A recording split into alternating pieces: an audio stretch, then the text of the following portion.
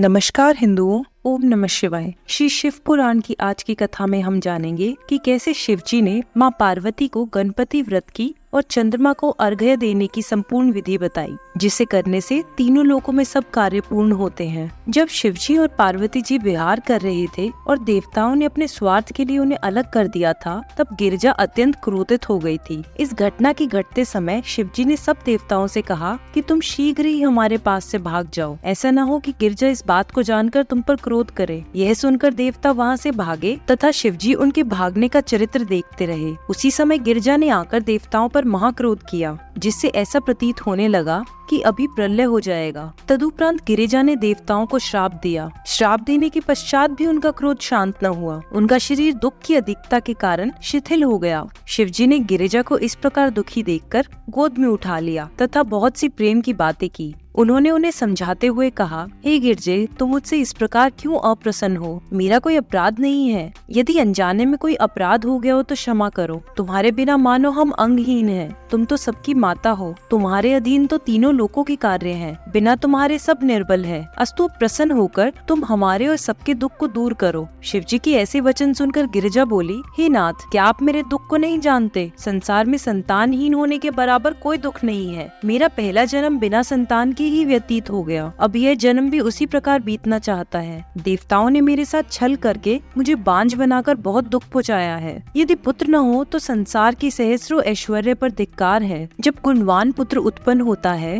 तभी लोक में शुभ कर्मों का फल प्राप्त हुआ प्रतीत होता है। यह कहकर गिरिजा बहुत रोई। तब शिवजी ने गिरिजा को उठाकर हृदय से लगाते हुए कहा, हे गिरजे, हम तुमको ऐसा उपाय बताते हैं जिससे तीनों लोगों के सब कार्य पूर्ण होंगे। मैं, विष्णु और ब्रह्मा सब उसके वश में है। हम उसको अपना गुरु अर्थात गणपति कहते हैं। वह हमारा मुख्य रूप है, जिसकी सेवा से समस्त दुख दूर होकर सुख की प्राप्ति होती है। तुम 1 वर्ष तक उनका व्रत करो तो तुम्हारा मनोरथ सफल हो जाएगा। उनका नाम ही समस्त कष्टों को दूर करने वाला है तथा आनंददायक है। यह व्रत गणेश चौथ का व्रत कहलाता है। उस व्रत को रखकर पवित्रता पूर्वक चंद्रमा के उदय होते ही पूजा करें। वह व्रत समस्त व्रतों का राजा तथा प्रत्येक इच्छा की पूर्ति करने वाला है। जिस प्रकार सब मंत्रों के प्रणव हमारे भक्तों में विष्णु, नदियों में गंगा, इंद्रियों में मन, बड़ों में माता, पुरियों में काशी, सहायकों में भाई तथा पुत्र, नक्षत्रों में चंद्रमा, मंत्रगणों में पंचाक्षरी, बीज मंत्रों में प्राणत, पुराणों में भारत और आश्रमों में संन्यास उत्तम है, उसी प्रकार सब सेवाओं में शिव की भक्ति महान है। इसी प्रकार गणेश चौथ का व्रत भी सब व्रतों में बड़ा है। इस प्रकार शिव जी गिरिजा को गणेश चौथ की महानता का वर्णन करते हुए बोले, हे गिरजे, कलयुग में राजा शेषसेन ने इस व्रत को करके बड़ा आनंद प्राप्त किया। मनु की स्त्री शतरूपा ने यही व्रत करके 2 पुत्र प्राप्त किए।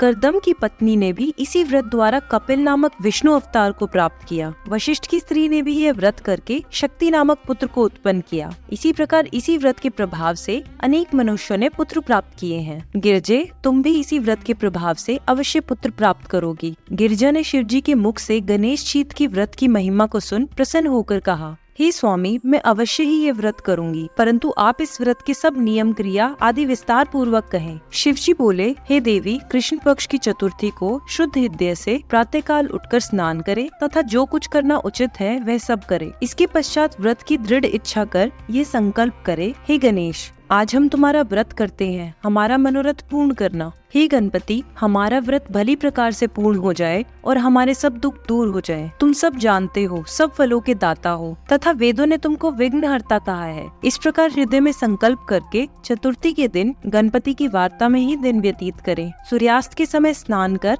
अपने स्थान पर बैठे और कथा पूजा की सामग्री इकट्ठी करें। फिर गणेश जी की पूजा के लिए अच्छा स्थान तैयार करें, जिसके चारों ओर केले के खम्भे लगाए गए हों। जब आकाश में चंद्रमा उदय हो तब तुरंत अर्घ्य और गणेश की मूर्ति सोने, चांदी, तांबे या गोबर की जैसी सामर्थ्य हो वो बनवाएं। उसको शुभ स्थान पर रखकर कलश स्थापित करें, जिसके ऊपर दीपक रखा हो। इसके पश्चात ध्यान लगाकर षोडशोपचार से तथा उसका पूजन करें और लाल फूल, वस्त्र, चंदन, कूरा आदि आगे रखकर आचमन करा दे। अच्छी स्तुति करके प्रेम मग्न हो उनको प्रणाम करें। तदुपरांत वही पूजा पूजन कराने वाले ब्राह्मण को खिलाकर दक्षिणा स्वरूप कुछ चांदी दे, नहीं तो अपनी सामर्थ्य के अनुसार जो चाहे सो दक्षिणा दे। तदुपरांत स्वयं भी मीठा भोजन करें। इसी प्रकार जो गणेश का व्रत करते हैं उनकी मनोकांक्षा पूर्ण होती है। हे गिरजे, इसलिए तुम भी इसी व्रत को करो। शिवजी से यह सुनकर गिरिजा ने पूछा, हे नाथ, आपने गणपति के इस व्रत में चंद्रमा को अर्घ्य देने का जो वर्णन किया है उसका मुख्य कारण मेरी समझ में नहीं आता, इसलिए आप इस कथा को कहिए। शिवजी बोले,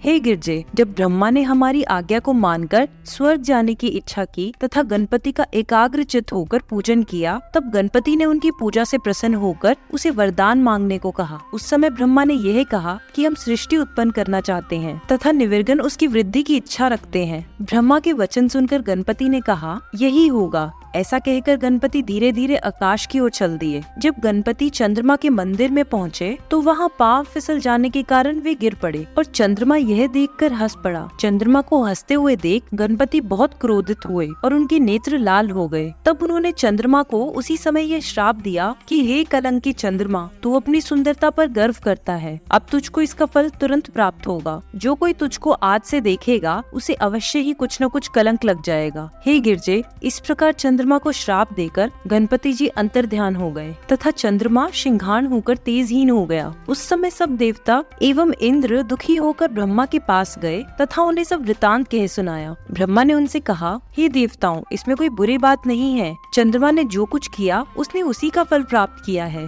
गणपति का श्राप कभी झूठा नहीं हो सकता, इसलिए तुम सब लोग गणपति की शरण में जाओ, निश्चय ही वे अपने इस श्राप को शांत करेंगे। तब देवताओं ने ब्रह्मा से विनय की, हे ब्रह्मा जी, आप हमको वह उपाय बताएं जिससे गणपति जी प्रसन्न होकर उस श्राप को शांत करें। यह सुनकर ब्रह्मा बोले, हे देवताओं, गणपति का व्रत कृष्ण पक्ष की चतुर्थी को है। जो कोई भी उसको करता है उस पर गणपति प्रसन्न होते हैं। ब्रह्मा की ऐसे वचन सुनकर देवताओं ने बृहस्पति को चंद्रमा के पास भेजा तथा उसे गणेश चतुर्थी का व्रत करने के लिए कहा। तब चंद्रमा ने बृहस्पति द्वारा बताई हुई रीति के अनुसार गणपति के व्रत को आरम्भ किया। उस व्रत के प्रताप से गणपति चंद्रमा को क्रीड़ा करते हुए शिशु रूप में दिखाई दिए। चंद्रमा ने उन्हें देखकर प्रणाम करके बहुत स्तुति की। तब गणपति ने प्रसन्न होकर कहा, हे चंद्रमा, हम तुमसे प्रसन्न हैं, तुम जो वरदान चाहो वो हमसे मांगो। उस समय चंद्रमा ने यह निवेदन किया, हे गणपति, मैं केवल यही चाहता हूँ कि आपके श्राप से मुक्ति पाकर सबके दर्शन के योग्य हो जाऊँ। गणपति बोले, हे चंद्रमा,